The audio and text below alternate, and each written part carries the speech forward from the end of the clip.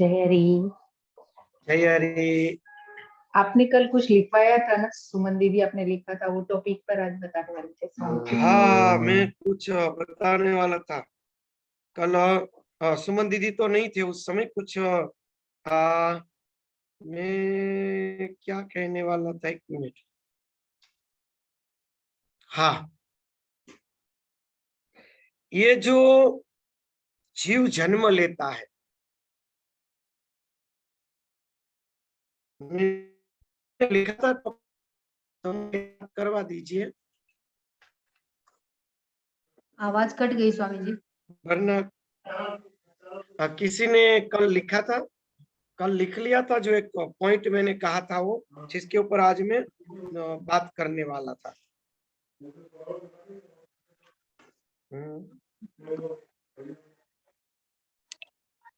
स्वामी जी, वो ब्रह्म जो है वो निर्लिप्त है, वो कुछ देता नहीं है, ये इस पे बात कर रहे थे हम। माया, उसकी माया है जो जिसके कारण अज्ञान है, ये इस पे बात हो रही थी। ये जो इसके अंदर आया कि वट के वृक्ष के ऊपर विष्णु भगवान सोए हुए थे, वृक्ष के पत्ते के ऊपर सत्वगुणी माया प्रकट हुई, चारों ओर जल था। तो उसका तात्विक अर्थ था कि माता के गर्भ के अंदर वटवृक्ष यानी पिता, उसके द्वारा बालक का जन्म होता है, तब सात्विकी वृत्ति उसके अंदर प्रदान होती है। फिर ब्रह्मा यानी कि उसका जन्म हुआ और रजोगुण वृत्ति, और बाद में कर्म जो रुलाने वाला है वो रुद्र, वो उसकी मृत्यु का कारण होता है। इस तरह ब्रह्मा विष्णु महेश वो हमारा ही स्वरूप है, हमसे ही उत्पन्न होता है, इस प्रकार का कहा था। अब ये जो जीव और ब्रह्म, इसकी मुक्ति कैसे होती है, उसके बारे में एक मैं आपको विज्ञान बताऊं। मुक्ति क्या है? हमारे अंदर हम जहां बैठते हैं वो आधार के पास, जो करोड़रज्जु का अंतिम भाग है, वहां से नाभि तक, वहां एक ऐसा द्रव्य बनता है जिस द्रव्य को जीव कला कहा जाता है। इसमें जो अलग अलग प्रकार की कलाएं कही ना, कि रति भूति बुद्धि मति स्मृति धृति श्रद्धा मेघा रूपा, ये सब, तो ये सब जो है उसकी शक्तियां, वो उसकी कला है। जीव की कलाएं वहां पे द्रव्य के रूप में उत्पन्न होती है। द्रव्य, एक द्रव्य बनता है, वो द्रव्य के रूप में वो कलाएं वहां पे उत्पन्न होती है। और जो हमारी प्राण कला है, जीव भाव है हमारा, वहां पे स्थित रहता है। उसके ऊपर एक ठंडा प्रवाहित एक द्रव्य रहता है, शीतल ठंडा, जिसे हम कफ कहते हैं। कफ से वो आच्छादित होता है, वो जीव कला। हम क्या करते हैं सबसे पहले साधना में, आसन सिद्धि के भाई एक आसन पे लंबे समय तक बैठे, तो क्या होता है, नीचे का भाग गर्म होता है, ऊर्जा उत्पन्न होती है। प्राणायाम, आसन सिद्धि, उनसे क्या होता है, जप, ऊर्जा उत्पन्न होती है। वह ऊर्जा जो उसके ऊपर जो कफ शीतलता है उसको हटा देती है, तो जीव कला जागृत हो जाती है, जिसे क्या कहते हैं, कुंडलिनी जागृति। जीव कला सक्रिय बनती है। किसके लिए सक्रिय बनती है? ऊर्ध्वगमन करने के, ऊपर जाने के लिए, अपने शिव तत्व को मिलने के लिए। हमारे यहाँ ब्रह्मरंध्र के अंदर शिव है और नीचे शक्ति है, जीव कला है। ऊपर है तो निष्क्रिय चेतन है जो कुछ नहीं करता, मगर उसकी हाजिरी से सब नीचे हो रहा है। उस दोनों के बीच में क्या होता है, एक लिंक होती है, तार, जो दृष्टि से नहीं दिखाई देता है। तो कैसा तार होता है? तो मोबाइल की तरह। हम क्या कहेंगे, भाई मोबाइल में टावर नहीं आ रहा है, टावर क्या है? तार है ना, तार, वायरलेस मगर तार है। वो वहां के किरण तार की तरह पकड़ते हैं और यहाँ पे वो बनता है काम। तो टावर और मोबाइल दोनों के बीच में एक तार है, कनेक्शन है तार का, वाइब्रेशन के तार। उसी तरह ब्रह्मरंध्र और नीचे जो जीव कला, इन दोनों के बीच में एक वाइब्रेशन का तार है। ऊपर से वो विश्व चेतना का प्रवाह नीचे उतरता है और जीव कला उनसे पुष्ट होती रहती है। उन दोनों के बीच में ग्रंथियां है, पावर के जनरेटर है, स्टेप, जो अलग अलग शरीर के अलग अलग अवयवों को चलाने की ताकत रखता है। जैसे मूलाधार, उसके ऊपर स्वादिष्ठान यानी पेशाब आदि करते हैं वो स्थान, फिर नाभि, मणिपुर जिसको कहते, फिर हृदय, अनाहत, फिर कंठ, विशुद्ध, फिर आज्ञा चक्र और सहस्त्रार। ये केंद्र है शक्ति के, वहां पे जनरेटर रहे हुए जो ऊपर से प्रवाह नीचे तक आता है और इन सबको सक्रिय करता रहता है। ऊपर से प्रवाह आता है, नीचे से संस्कार मिलते हैं, दोनों मिलके वह स्थान को सक्रिय करते हैं। जो संस्कारों का प्रवाह वो नीचे से ऊपर जाता है और जो विश्व चेतना का प्रवाह ऊपर से नीचे आता है। नीचे से ऊपर, ऊपर से नीचे, दोनों मिलकर इन शरीर रूपी यंत्र को संचालित करते हैं। अलग अलग अवयवों के अंदर अलग अलग प्रकार के संस्कार पड़े हुए होते हैं। वह संस्कार रोग के रूप में या तो शक्ति के रूप में बाहर अभिव्यक्त होते हैं।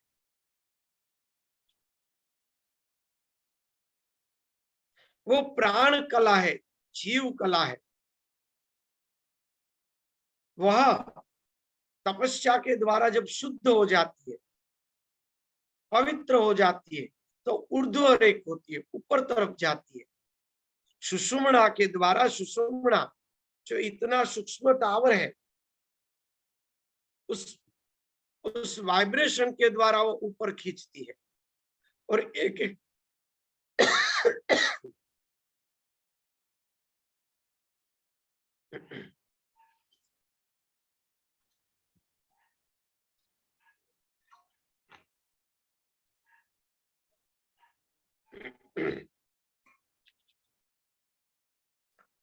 एक एक चक्रों के अंदर वह शुद्ध करते करते ऊपर बढ़ती है। जो जो चक्र में कर्म है वो उसको पूरे करने पड़ते हैं, बाद में दूसरे चक्र में जाती है, वहां पे पड़े कचरे साफ करती है, कर्म धुलती है, फिर आगे जाती है। ऐसे करते करते जब वह चेतना सहस्त्रार में पहुंचती है तो वहां क्या प्रक्रिया होती है? जीव कला भी एक द्रव्य है, ये ब्रह्म जिसको कहते, शिव तत्व जिसको कहते यहाँ, वो भी एक द्रव्य है। दोनों द्रव्य इकट्ठे होते, शिव और पार्वती, शिव और शक्ति दोनों एक हो जाते, राधा और कृष्ण। दोनों द्रव्य जब मिल जाते हैं निर्विकल्प समाधि में, उस समय करोड़ों सूर्य जैसा प्रकाश उस दोनों द्रव्य के मिश्रण होने से प्रकट होता है, भयंकर प्रकाश। उस प्रकाश के अंदर, जिसको ज्ञान का प्रकाश कहते हैं, उस प्रकाश के अंदर आपका जो जीव भाव था अब तक, मैं अमुक व्यक्ति हूं, ऐसा जो व्यक्तित्व है हमारा, वो एक द्रव्य के कारण, वो द्रव्य वहां पर जल जाता है और मैं अमुक व्यक्ति हूं, वो स्वाभाविक व्यक्तित्व वहां नष्ट होके मैं एक व्यापक चेतना, वो अनुभूत उसके लिए हो जाता है। उसको कहते साक्षात, उसको कहते ब्रह्म ज्ञान। वो रासायनिक प्रक्रिया है। वहां पे एक विस्फोट होता है, प्रकाश होता है, और जिस प्रकार से खाने का सोडा और नींबू दोनों एक होने पर न्यूट्रल हो जाता है, दोनों में से कुछ नहीं बचता। उसी प्रकार से शिव तत्व और ये जीव तत्व दोनों द्रव्य जब एक हो जाते हैं तो वहां पे ऊर्जा उत्पन्न होती है और दोनों के दोनों न्यूट्रन हो जाते हैं। न ईश्वर रहता है न जीव रहता है, वहां फिर कुछ नहीं रहता, फिर शरीर छूट जाता है। उसको कहते हैं समाधि। ये यथार्थ में आत्म साक्षात्कार है, उसकी वैज्ञानिक प्रक्रिया है। ये प्रक्रिया करनी पड़ती है, बोलने से कुछ नहीं होता। उसके लिए जप है, उसके लिए ध्यान है, उसके लिए सदाचार है, उसके लिए तपस्या है, उसके लिए सहनशीलता है, उसके लिए यम नियम है, उसके लिए आसन सिद्धि है, सब उसके लिए है। जीव कला को शुद्ध करके शिवत्व में मिला दे और दोनों को न्यूट्रन कर दे। जब तक न्यूट्रन नहीं होगा तब तक वो जिंदा है। वो तपलोक में जाएगा, सत्यलोक में जाएगा, कहीं ना कहीं जाएगा। जब तक न्यूट्रन नहीं होगा तब तक ये प्रक्रिया रहेगी। वो प्रक्रिया न्यूट्रन की करनी ही पड़ेगी और वो केवल मनुष्य शरीर में ही होता है। वह व्यवस्था केवल मनुष्य शरीर में। इसलिए बड़े बड़े सिद्धों को भी योग भ्रष्ट के रूप में मनुष्य बनना पड़ता है और यहाँ पे वो प्रक्रिया पूरी करके शुद्ध आत्म भाव में विलीन होते हैं। भूतल भक्ति पदार्थ मोटू ब्रह्म लोक मा नाही रे, पुण्य करी अमरावती पायमा 1,84,000। नरसिंह मेहता ने कहा कि पृथ्वी के अंदर वो तत्व है जो ब्रह्म लोक में भी नहीं। पुण्य करके चाहे कोई भी लोक ले लो, वापस यहाँ आके ही पूर्ण होती हो।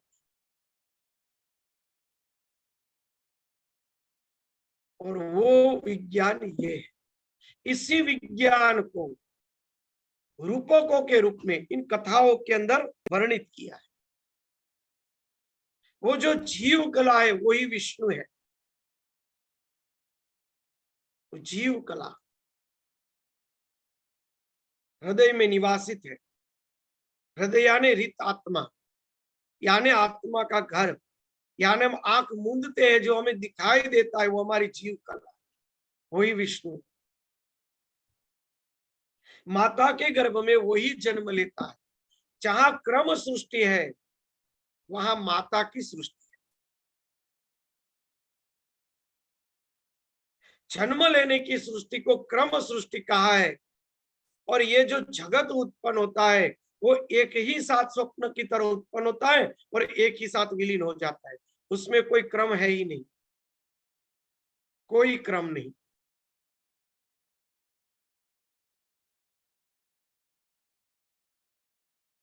कितनी पृथ्वी और सूर्य पड़े हो, उसको देखने वाला ही ना हो तो वो किस काम का, बराबर किस काम का। और देखने वाला तो प्रकट होता है और लय होता है, उसके अंदर क्रम है ही नहीं। क्रम है नहीं है, उसमें क्रम है ही नहीं। वो तो सीधा ही जगत को देखना शुरू करेगा, अंत में एकदम से मृत्यु के समय देखना बंद हो जाएगा। बस यही दो क्रम है, उसमें क्रम सृष्टि है ही नहीं।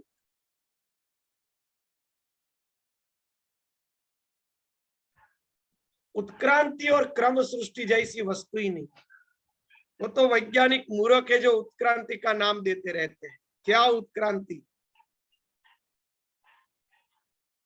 वो अभी अपनी बुद्धि की उत्क्रांति में लगे हुए हैं। उसकी बुद्धि की हमारे वेदों तक उत्क्रांति नहीं हुई है, इसलिए वो विचार में पड़े हैं।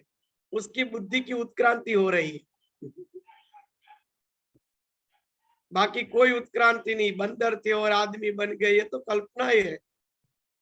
कौन बंदर कौन आदमी? हमारे यहाँ तो देवता ही प्रकट हुए थे, बाद में मनुष्य हुए, और उनके यहाँ पहले बंदर हुए थे, बाद में मनुष्य।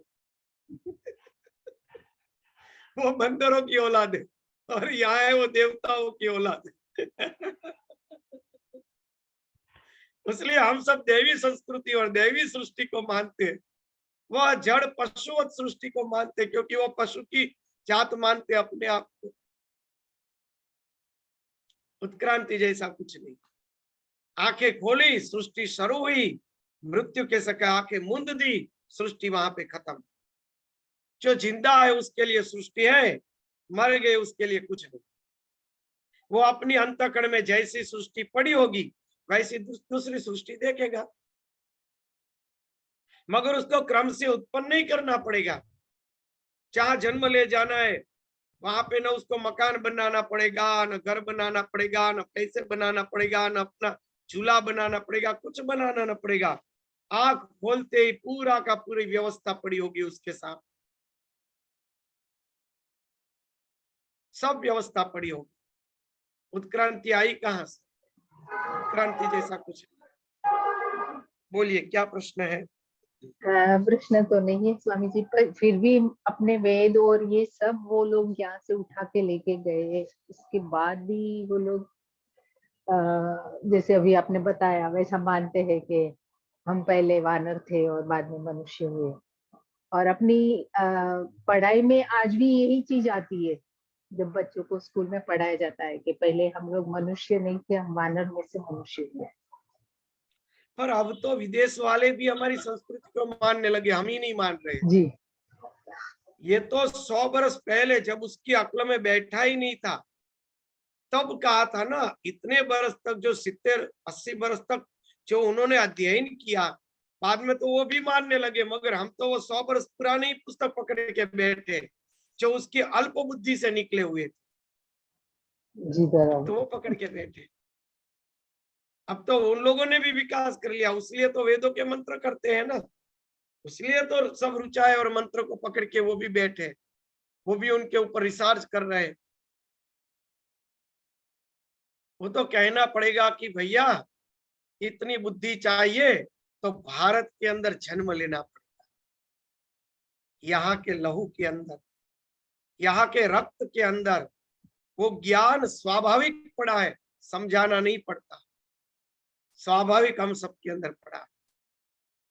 आज भी खून में बह रहा है हमारे वेदों का ज्ञान,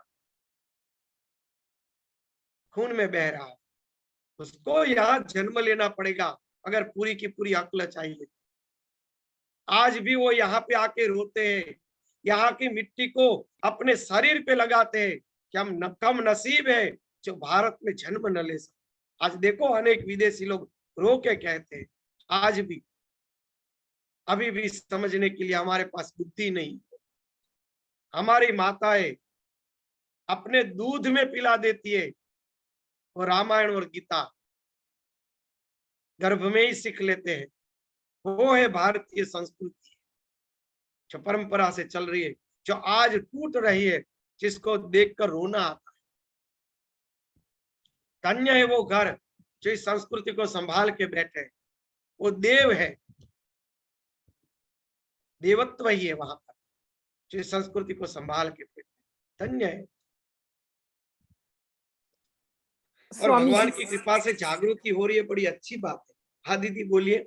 स्वामी जी वो जो कंबोडिया के पहले राष्ट्रपति बने स्वतंत्रता के बाद, वो यहाँ से आके मिट्टी लेके गए और वहाँ म्यूजियम में भारत की, राजस्थान की मिट्टी रखे हैं कि वहाँ महाराणा प्रताप जैसे व्यक्ति का जन्म हुआ करके। तो इतना आदर है भारत की मिट्टी का, वहाँ उन्होंने म्यूजियम में लगाई है, रखी है, एक ऐसा शो केस में ना, टेबल जैसा लगा।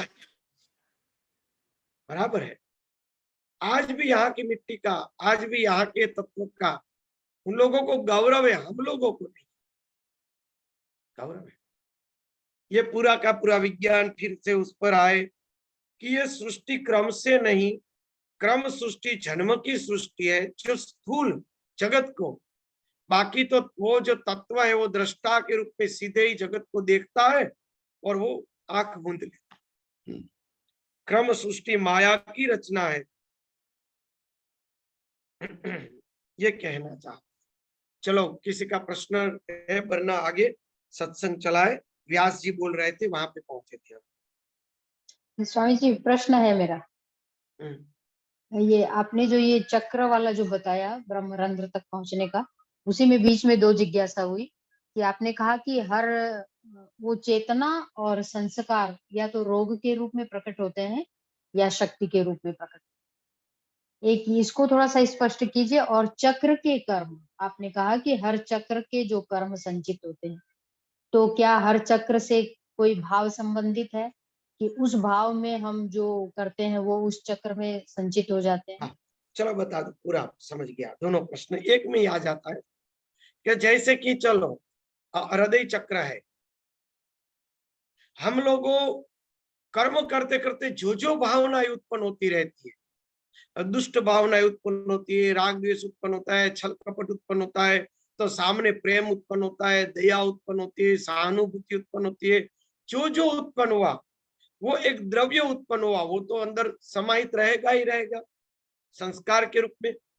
वो तो समाते समाते समाते वही हमारी सृष्टि है।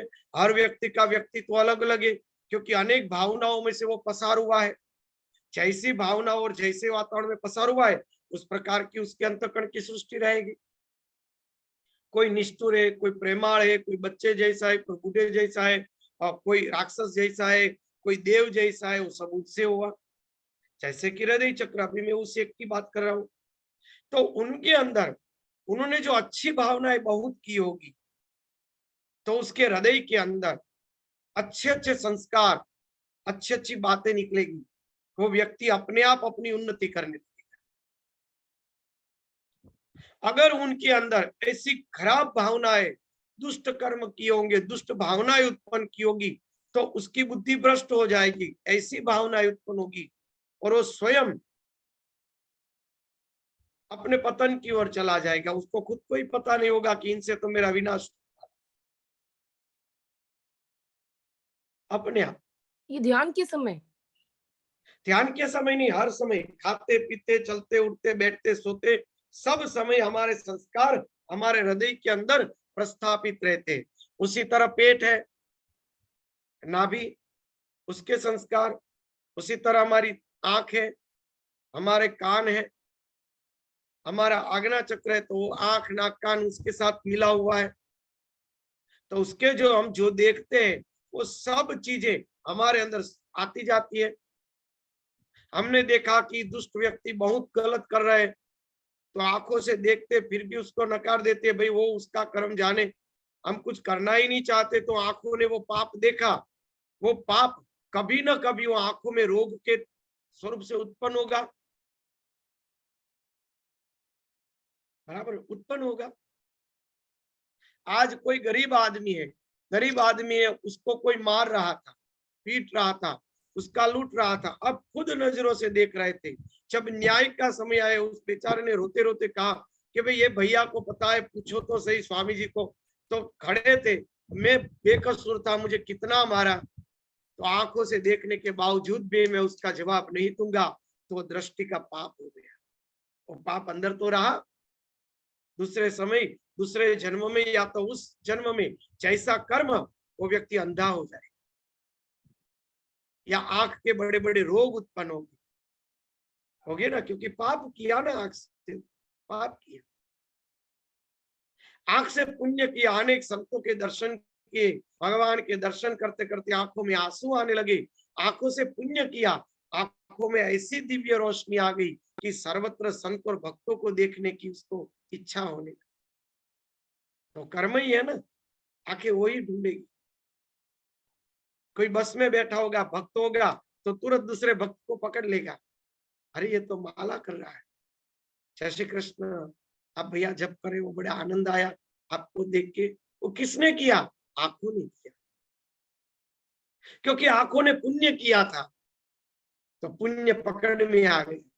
आंखों ने पाप किया था, तो देखते ही बेचारे का मस्तिष्क पल गया, अरे यहाँ क्या माला लेकर बैठा, हमारा मगज खराब कर रहा है। अरे माला हम कर रहे हैं और मगज उसका खराब होता है। होते हैं ऐसे, और हम धुआं निकलने लगता है। अगर हम माला कर रहे होते, कई लोग ऐसे होते, बाजू में बैठते ऐसे देखते हैं, फिर से ऐसे बैठ जाते, अच्छी तरह से बैठने भी नहीं देते, धक्का मार के बैठते। क्यों? क्योंकि हम माला कर रहे हैं, भाई गुनहगार है, भगत है। तो ये क्या है? दृष्टि का दोष है ना, वो हृदय का दोष है, दृष्टि का दोष है। उन सब जगह वो कर्म तो वहां जमा हो गई, क्योंकि वो द्रव्य उत्पन्न हो रहा है। आप बोलिए। तो उदाहरण के तौर पे कि जैसे अगर वाणी से कोई पुण्य या पाप हुआ हो तो क्या वो विशुद्ध चक्र में जमा होगा? हाँ, विशुद्ध चक्र में जमा होगा, वही रोग करेगा। थाई रोग है, गले के अलग रोग है, और उन्होंने पुण्य किया होगा, सत्य की वाणी बोली होगी, भगवान का कीर्तन किया होगा, तो उसकी वाणी के अंदर तेज आ जाएगा, सत्यव्रत हो जाएगा, जो बोलेगा वो हो जाएगा। उसके अंदर कविताएं उत्पन्न होगी, उसका बहुत ही सुंदर गला हो जाएगा, सुंदर भजन गा सकेगा, सुंदर कवि हो जाएगा, सुंदर गायक हो जाएगा। वो सिद्धियां है। गले में रोग उत्पन्न होगा, वो उसका पाप है। बराबर है ना, उसका पाप है। तो अगर ऐसे कहीं पर्टिकुलर जैसे किसी चक्र पे हमको पता चल रहा है कि यहाँ पे कुछ है, तो हम क्षमा के तौर पे क्या कर सकते हैं कि वो ध्यान में उस चक्र पे ध्यान दे, या क्या करें? अच्छा, वो कर्म के नाश करने के लिए सर्वश्रेष्ठ है जप। जप करेंगे तो जप के द्वारा आपसे जो जो गलत हुए, जप क्या है आपको बताओ। जप एक ऊर्जा है। जप करने से वो ऊर्जा पूरी की पूरी आपके शरीर में फैलती है। तो क्या होता है, जप से ऊर्जा उत्पन्न होती है। जप करने पर व्याकुलता उत्पन्न होती है। बराबर है ना। आपके भैया माला लो। तो जप करने से क्या होते हैं, ऊर्जा उत्पन्न होती है। बराबर। तो क्या होता है, उसके हमारा मन खीन और व्याकुल होने लगता है। थोड़ी देर जप किया, व्याकुलता आ गई। व्याकुलता क्यों आई? आपके अंदर एक ऊर्जा उत्पन्न हुई। वो ऊर्जा क्या कर रही है, आपके पाप जला। इसलिए ज्यादा जप करना अच्छा नहीं लगता है। क्यों नहीं लगता है? क्योंकि ऊर्जा सहन नहीं होती आपके अंदर। ऊर्जा सहन करने की ताकत नहीं है आप में। थक जाते हैं। 1 घंटे जप किया, मस्तिष्क कितना दुखने लगा, हाथ दुखने लगा, शरीर टूटने लगा, नाड़ियां टूटने लगी, जप रख दिया। होता है ना। क्यों? क्योंकि ऊर्जा उत्पन्न हुई। वो ऊर्जा आपके पाप जला रही। तो पाप जल रहे हैं, इसलिए आपके अंदर व्याकुलता उत्पन्न हो रही है। वो व्याकुलता आप सहन नहीं कर सकते हो, इसलिए उसको रख देते। यहां तक ज्यादा जप करने पर बुखार आते हैं, अनेक रोग उत्पन्न होते हैं। बुखार आ जाता है, बीमार पड़ जाता है व्यक्ति जप करने से। मीराबाई पीली रे पीली भई वे तो पीली पान, आते ना भजन। मीराबाई बीमार पड़ जाती, क्यों? प्रेम के कारण, विरह के कारण। क्या हुआ? विरह रूपी प्रेम रूपी जप की जो अग्नि प्रकट हुई, उस अग्नि से वो कर्म जल रहे थे, रोग उत्पन्न होते थे। कोई वैद्य उस रोग को मिटा नहीं सकते थे। पता नहीं चलता था कि कौन सा रोग है। ये जप का प्रभाव। व्याकुलता हो फिर भी जप पकड़ के रखो, भले ही व्याकुलता हो जाए। व्याकुल स्थिति में भी जप रखो, बिना जप के नहीं। सतत जप करते रहो, अपने आप को सब ऊर्जा उत्पन्न होगी। वो ऊर्जा आपके रक्त के अंदर जो अनेक जन्म के कर्म है वो धुलने लगे। इस चक्रों के अंदर सब जगह वो अपने आप को शांत करने लगे, सब कर्म। इसलिए पांचों इंद्रियों के द्वारा भगवान की पूजा करनी। भगवान के स्वरूप को देखो, भगवान के कीर्तन का गान करो, भगवान के सत्संग को सुनो, भगवान के प्रसाद का भोजन करो। क्या होगा? पंचेंद्रिय से भगवान के चरणों का स्पर्श करो। पंचेंद्रिय से भगवान का जो पूजन भजन करेंगे तो उससे क्या होगा? हमारी पांचों इंद्रियां शुद्ध हो जाएगी, यानी हमारे सब चक्र शुद्ध हो जाएंगे। सब प्रकार से शब्द स्पर्श रूप रस और गंध, उनसे भगवान का भजन कर। बराबर। तो जप है ना, वो ऊर्जा उत्पन्न करता है और वही इन सब चक्रों को शुद्ध कर लेता है। इसलिए जप सर्वश्रेष्ठ है। बोलिए। क्या सारे पाप जब भस्म हो जाएंगे तो वही ऊर्जा शीतल हो जाएगी? हाँ, वो ऊर्जा शीतल नहीं हो जाएगी, वो ज्ञानाग्नि में परिवर्तन हो जाएगी। अंत में करोड़ों सूर्य जैसा प्रकाश, इतनी ऊर्जा होगी और सब भस्मीभूत हो जाएगा, कुछ बचेगा ही। हमारा जीव भाव तक जल जाएगा। जप में इतनी ताकत है। ऊर्जा उत्पन्न होते होते होते अंत में जीव भाव तक जलकर भस्म हो जाएगा। इतनी ऊर्जा उत्पन्न करनी है। इसलिए ज्ञानाग्नि, जपाग्नि, तपाग्नि, अग्नि शब्द है। योग तप्त, योगाग्नि, छपाग्नि, छप से ऊर्जा उत्पन्न होती है, छपाग्नि ऊर्जा उत्पन्न होती है। प्रेम से ऊर्जा उत्पन्न होती है। भगवान से विरह उत्पन्न हो, छप में प्रेम उत्पन्न हो, ऊर्जा उत्पन्न होती है। तपस्या करने से ऊर्जा उत्पन्न होती है। योग का प्राणायाम आदि अभ्यास करने से ऊर्जा उत्पन्न होती है। वही ऊर्जा सब जलाकर भस्म कर देती है।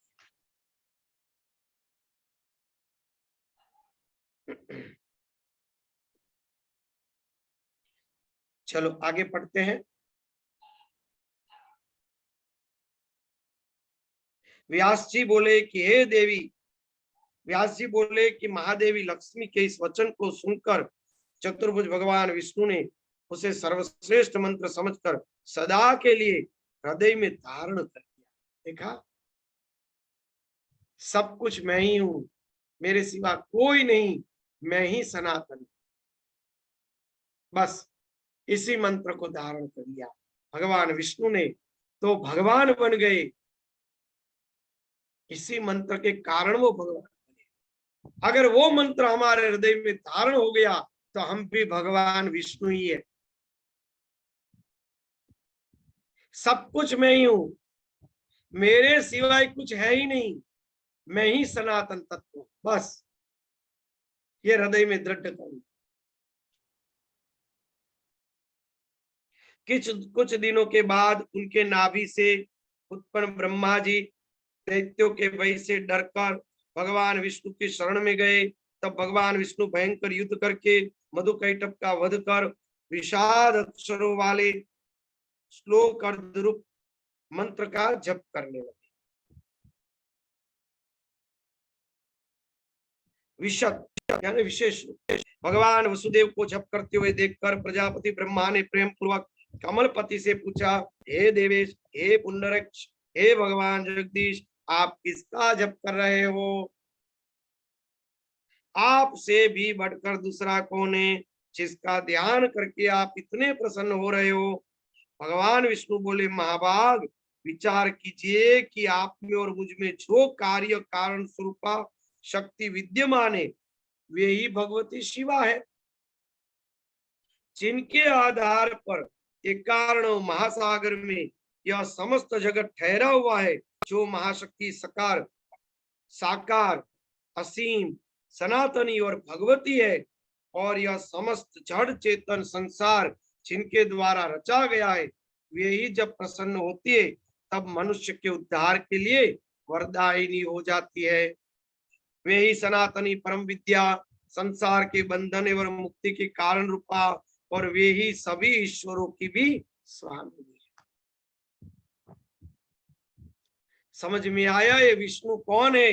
विष्णु हमारे अंदर का जीव तत्व ही है। हमारे अंदर जो दृष्टा है वो दृष्टा नित्य स्मरण करता है, सब कुछ मैं ही हूं। मगर उन दृष्टा की अवहेलना करके हमारा जो संकुचित जीव भाव है, यह व्यवहार में मानता है कि नहीं ये मैं हूं, ये जगत मेरा नहीं है, इतना मेरा है, इतना मेरा नहीं है। मधु और कैटभ युद्ध चलता है, राग और द्वेष। जब मधु कैटभ मर जाएंगे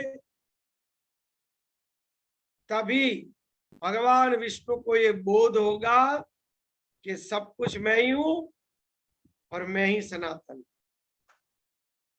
हमारे अंदर के जब राग और द्वेष मर जाएंगे तभी हमें पता चलेगा कि सब कुछ मैं हूं, मेरे सिवा और कुछ नहीं।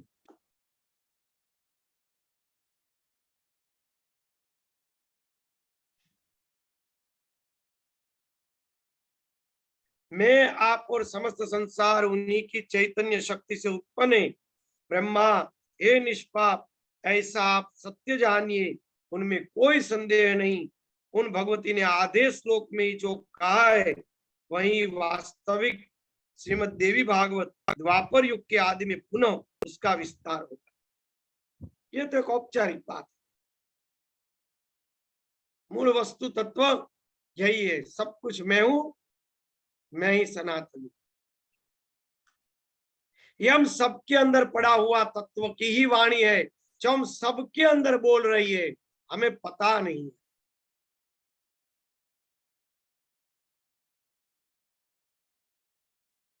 हम सबके अंदर वही बोल रहा है।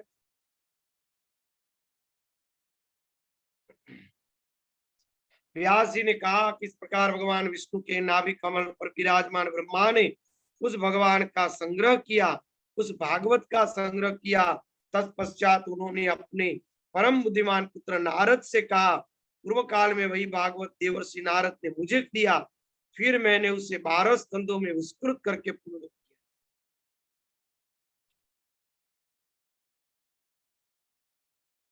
अब आप श्रीमद् भागवत के जो चतुर श्लोक है उनको लीजिए और इनको आधे श्लोक को लीजिए, फर्क क्या है वो हमें कहिए। वहां कहा गया है नारद जी को भागवत का भगवान ने ब्रह्मा जी को कहा, ब्रह्मा ने नारद जी को कहा, नारद जी ने व्यास को कहा, व्यास ने इसका विस्तार किया। यहाँ भी वही कहा, भगवान ने ब्रह्मा जी को कहा, ब्रह्मा जी ने नारद को कहा, नारद जी ने व्यास को कहा और व्यास जी ने विस्तार।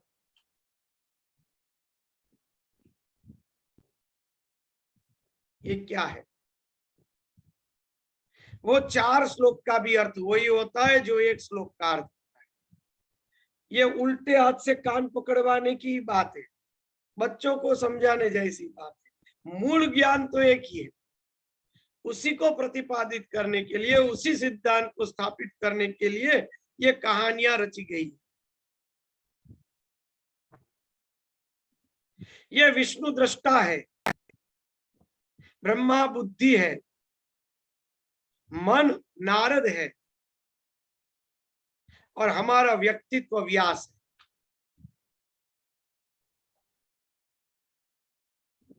बराबर है ना? व्यक्तित्व व्यास है। वो दृष्टा जो है वो ज्ञान देता है कि सब कुछ मैं हूं, मैं ही सनातन हूं। वो ज्ञान बुद्धि को प्राप्त होता है कि बात सही है, बुद्धि स्वीकार करती है, प्रज्ञा के रूप में वो मन को कहती है। बाद में मन अपने व्यक्तित्व को कहता है कि तू अपने व्यक्तित्व को छोड़ दे। वो व्यक्तित्व व्यास है, व्यक्तित्व स्वीकार करता है कि बात सही है और वही उसका विस्तार करता है। ये पूरी की पूरी भागवत हमारे अंदर ही बन रही है, बाहर है ही नहीं। वो दृष्टा ही विष्णु है, बुद्धि ब्रह्मा है, ये मन ही नारद है जो भ्रमण कर रहे हैं, और वो व्यास यानी व्यक्तित्व हमारा, मैं अमुक व्यक्ति हूं, वो व्यास है, वही व्यास।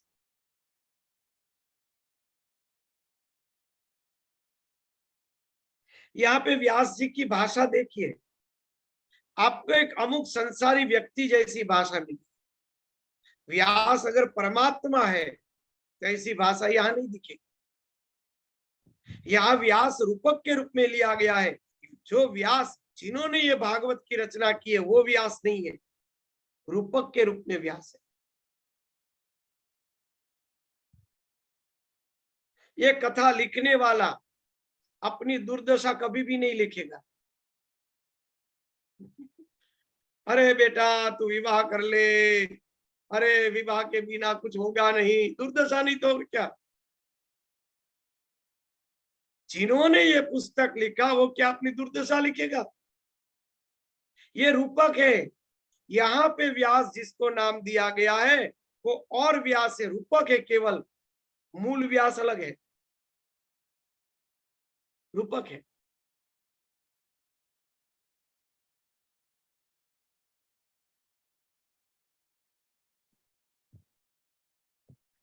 कई बार क्या होता है, अच्छे अच्छे कवि होता है ना, अपनी जीवन कथा लिखते, इतनी बड़ा बड़ा कर चढ़ा चढ़ा कर लिखते हैं, बाद में जब मिलते हैं तो पता चलता है बुक में देखा था ऐसा मिला ही नहीं। जैसे जयपुर में हमको देखकर सबको लगा था। स्क्रीन पे तो स्वामी जी बढ़िया लगते थे, बाद में तो चिल्ला रहे थे। दोपहर के 3 बजे से पहले नाच गान कर लेना पड़ता था। स्वामी जी आ जाएंगे वरना। तो ये जो है, तो जैसे कोई लेखक है अपना बढ़ा चढ़ा के अपना व्यक्तित्व दिखाता है, तो उसी प्रकार व्यास जी ने लोगों को बोध देने के लिए अपना व्यक्तित्व बना के यहाँ रखा है। असल में व्यास तो महाप्रज्ञावान है, भगवान का अवतार है, वो कोई साधारण संसारी तो है नहीं। रो रहे थे सुखदेव जी के पास, अरे बेटा तू शादी कर ले, सब उदाहरण दे रहे थे, और खुद ने तो शादी की ही नहीं थी, तो इतना जोर क्यों दे रहे थे? क्या पछता रहे थे कि मुझसे शादी नहीं हुई, मेरे पछतावा तू निकाल। मैं तो पछता रहा हूं, तू बेटा मत पछता, क्या ये कह रहे थे? ये सोचने जैसी बात नहीं। क्या है? ये कवित्व बताया है, उन्होंने अपना कवित्व प्रभाव बताया है, उन्होंने एक व्यक्तित्व का प्रभुत्व बताया, एक एक जीव व्यक्ति बताया है व्यास के रूप में। दृष्टा विष्णु है, ब्रह्मा बुद्धि है, नारद मन है, और मन ये व्यक्तित्व को समझा रहा है कि तू इस ज्ञान को पकड़ ले, तभी तुम्हारा कल्याण होगा। तुम्हारे अंदर जो क्षोभ है वो क्षोभ का नाश करना है, तो सब कुछ मैं ही हूं और मैं ही सनातन हूं, इस बात को तू समझ ले, तभी तेरा कल्याण होगा। तभी व्यास जी के अंतःकरण में शोक नाश हुआ। भागवत कहती है ना, हम तो नहीं कहते, भागवत कहती है, तब तक उसके अंदर खिन्न मन था। भागवत कहती है ये रूपक कथा है, रूपक के रूप में ही पकड़ना पड़ेगा।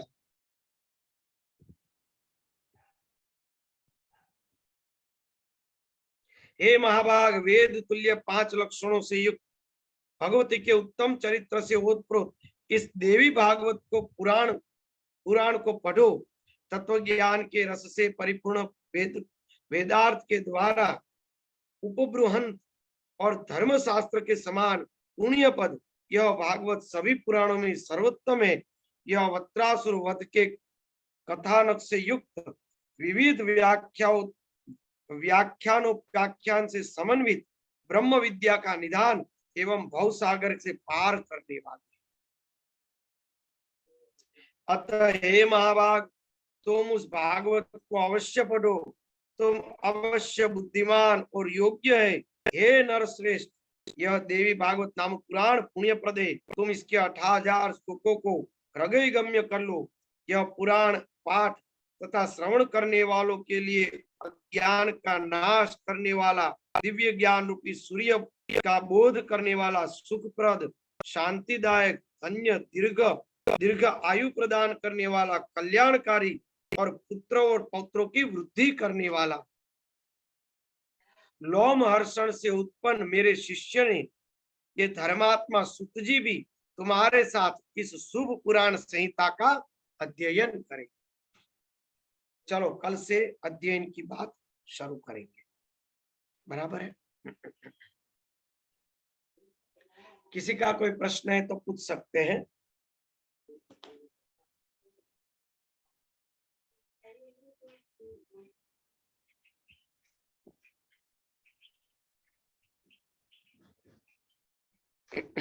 बोलो, किसी का कोई प्रश्न है?